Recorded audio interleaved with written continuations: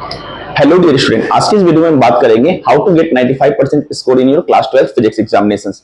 तो इस वीडियो में आज मैं आपके बारे बताऊंगा आपको ना कि चैप्टर वाइज वेटेज के बारे में, और उसके बाद हम लोग वीडियो के लास्ट में कुछ इंपॉर्टेंट टॉपिक्स के बारे में डिस्कस करेंगे, जो कि हर एक चैप्टर से जो इंपॉर्टेंट टॉपिक्स आपके क्लास 12 के एग्जामिनेशंस में आने वाले हैं। तो वीडियो को अंत तक जरूर देखिएगा, ठीक ना। चलिए, तो सबसे पहले हम लोग बात करेंगे यहाँ पे, ठीक ना, how to get 95% in physics in class 12 tips and strategy to score more, ठीक ना। यहाँ पे हम लोग बात करेंगे चैप्टर वाइज वेटेज के बारे में, ना, कि किस चैप्टर का वेटेज कितना कितना है। जैसे सबसे पहले जो अपना चैप्टर है ना, तो चैप्टर वाइज वेटेज में सबसे पहला जो आपका चैप्टर है वो है क्या, इलेक्ट्रोस्टैटिक, जो कि पूरे सिलेबस की अगर आप बात करें तो पूरे सिलेबस में जो है ना, वो आपका सबसे ज्यादा सेकंड हाईएस्ट स्कोरिंग चैप्टर आपका है, ठीक ना। कौन सा, इलेक्ट्रोस्टैटिक ना। इलेक्ट्रोस्टैटिक में अगर आप बात करें तो इलेक्ट्रिक चार्ज एंड फील्ड का जो आपका नंबर आएगा एग्जामिनेशन में, जो क्वेश्चन आपसे एराइज किया जाएगा, वो है अपने पास 4 मार्क्स का, ठीक ना।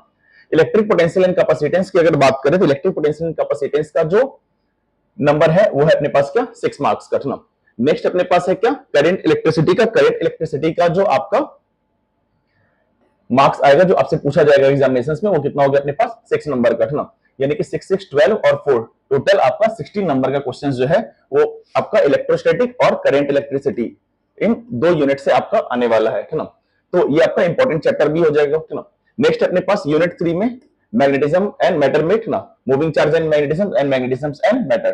तो मूविंग चार्ज एंड मैग्नेटिज्म की अगर बात करें तो मूविंग चार्ज एंड मैग्नेटिज्म से आपका जो क्वेश्चन अराइज होगा वो होगा कितना, 5 मार्क्स का, ठीक ना।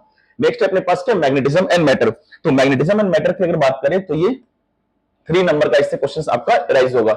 यूनिट 4 में अगर हम लोग बात करें electromagnetic inductions and alternating current पे, ठीक ना, तो इलेक्ट्रोमैग्नेटिक इंडक्शंस और अल्टरनेटिंग करंट में जो आपका क्वेश्चंस आएगा, ठीक ना, वो है अपने पास क्या, 3 मार्क्स का, और हो गया अपने पास अल्टरनेटिंग करंट का क्या, 6 मार्क्स का। नेक्स्ट हम लोग बात करेंगे यूनिट 5 यानी कि इलेक्ट्रोमैग्नेटिक वेव, ठीक ना। तो इलेक्ट्रोमैग्नेटिक वेव में अपने पास जो चैप्टर है, ठीक ना, इलेक्ट्रोमैग्नेटिक वेव का, ठीक ना, और इलेक्ट्रोमैग्नेटिक वेव में आपका जो नंबर आने वाला है वो 3 नंबर का क्वेश्चन आने वाला है, ठीक ना। और नेक्स्ट यूनिट 6 जो कि पूरे इंटायर सिलेबस का आपका सबसे ज्यादा स्कोरिंग है, ठीक ना, पूरे इंटायर सिलेबस में सबसे ज्यादा स्कोरिंग है, वो है अपने पास क्या, ऑप्टिक्स ना। ऑप्टिक्स जिसमें अपने पास 2 चैप्टर है, ray optics and wave optics ना, ray optics and wave optics. तो रे ऑप्टिक्स की अगर वेटेज की बात करें तो रे ऑप्टिक्स का जो वेटेज है वो आपको 9 मार्क्स का है, और वेव ऑप्टिक्स की अगर वेटेज की बात करें तो वेव ऑप्टिक्स का जो वेटेज है अपने पास वो 6 मार्क्स है। 6 मार्क्स का क्वेश्चन आपसे इसके अराइज होगा। देन अपने पास क्या, dual nature of radiations and matter. Dual nature का जो वेटेज है आपके पास वो 5 नंबर का होने वाला है, ना। और देन अपने पास क्या, एटम एंड न्यूक्लियाई, ना।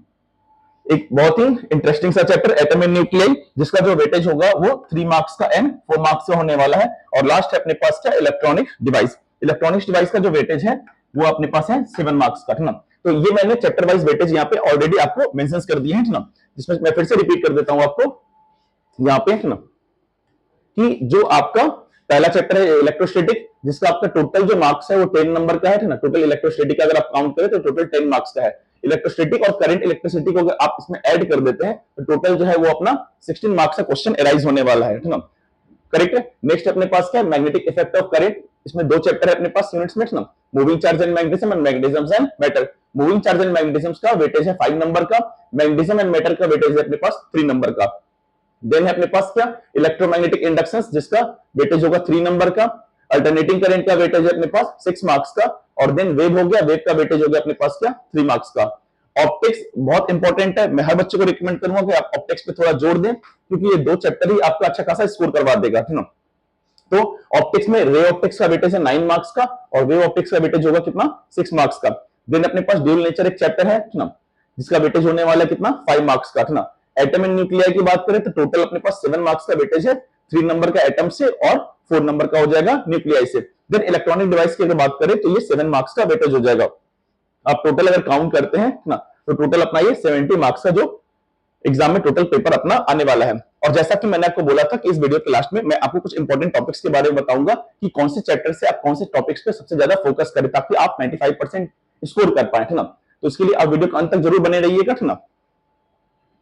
हाँ, तो चैप्टर वाइज वेटेज में हम लोग सबसे पहले बात करेंगे अपने इंपॉर्टेंट टॉपिक्स की, ठीक ना। सबसे पहला जो पहला चैप्टर है अपने पास, जिसमें आपको जरूर पढ़ना है Coulomb's law, dipole and Gauss theorem. Gauss theorem यहाँ पे बहुत ज्यादा इंपॉर्टेंट है, जो कि आप कभी भी बिल्कुल भी मिस ना करें, इसको एकदम पढ़ के एग्जामिनेशंस में जाए, ठीक ना। सेकंड चैप्टर की अगर बात करेंगे, सेकंड चैप्टर में आप potential energy of system of charges के बारे में पढ़ ले, ना, ये इंपॉर्टेंट है, इससे क्वेश्चन अपना आ सकता है ना। Potential energy of system of क्या चार्जेस, है ना। देन आप इक्विपोटेंशियल सरफेस के बारे में बात कर ले, equipotential means equivalent same potential. Then आप कैपेसिटर के बारे में पढ़ ले, तीन कैपेसिटर अपने को पढ़ना है, series, parallel and spherical capacitor. Chapter 3 में अपना है अपने पास क्या, ड्रिफ्ट वेलोसिटी, ड्रिफ्ट क्या टेरा में रखना, ड्रिफ्ट वेलोसिटी के बारे में पढ़ लीजिए, रेसिस्टिविटी के बारे में पढ़ लीजिए, सेल कॉम्बिनेशंस के बारे में पढ़ लीजिए, और देन अपने पास किरचॉफ्स रूल जो कि इंपॉर्टेंट है, और वेटस्टोन ब्रिज के बारे में पढ़ लीजिए, ठीक ना, जिसका मैं बहुत जल्द यूट्यूब पे वीडियो भी डाल दूंगा। देन अपने पास क्या चैप्टर 4 में अपना बायट-सेवर्ट्स लॉ जो कि बहुत ज्यादा इंपॉर्टेंट है, फोर्स बिटवीन पैरेलल कंडक्टर के बारे में पढ़ लीजिए, गैल्वेनोमीटर एक इंपॉर्टेंट टॉपिक है, टॉर्क ऑन करंट लूप के बारे में आप पढ़ लीजिए, ठीक ना। चैप्टर 5 में अपने पास है प्रॉपर्टीज ऑफ डाया, पारा एंड फेरोमैग्नेटिक सब्सटेंसेस के बारे में, है ना, जो कि बहुत ज्यादा इंपॉर्टेंट होने वाला है। 6 नंबर का चैप्टर में आपका जो इंपॉर्टेंट टॉपिक है वो है Faraday's law, Lenz law and inductions के बारे में। 7 नंबर का जो चैप्टर है, 7 नंबर में आप पढ़ लीजिए सीरीज एलसीआर सर्किट के बारे में, है ना, इंडक्टर, कैपेसिटर एंड रेसिस्टर, है ना, सीरीज एलसीआर सर्किट के बारे में, एवरेज पावर के बारे में पढ़ लीजिए, और ट्रांसफार्मर जो कि एक बहुत इंपॉर्टेंट टॉपिक है, कई बार एग्जामिनेशंस में ये पूछा हुआ भी है। चैप्टर 8 में जो है वो अपने पास है displacement current and properties of electromagnetic wave, ये बहुत ज्यादा इंपॉर्टेंट है। और देन है अपने पास क्या चैप्टर 8 क्या displacement current and then properties of electromagnetic wave. मैं अभी यही तक आपको इंपॉर्टेंट टॉपिक बता रहा हूं, क्योंकि मेरे ख्याल से आपका सिलेबस अभी यही तक कुछ हुआ होगा, इसके आसपास, तो मैंने चैप्टर 8 तक ही बताया। इसके लिए फिर आगे का जो इंपॉर्टेंट टॉपिक होगा मैं फिर नेक्स्ट वीडियो इसके लिए आगे जैसे जैसे होगा मैं बना दूंगा, ना। आप हमारे चैनल को तब तक सब्सक्राइब कर लीजिए और बेल आइकन को दबा दीजिए ताकि आप तक सारा अपडेट मिलता रहे। Thank you very much.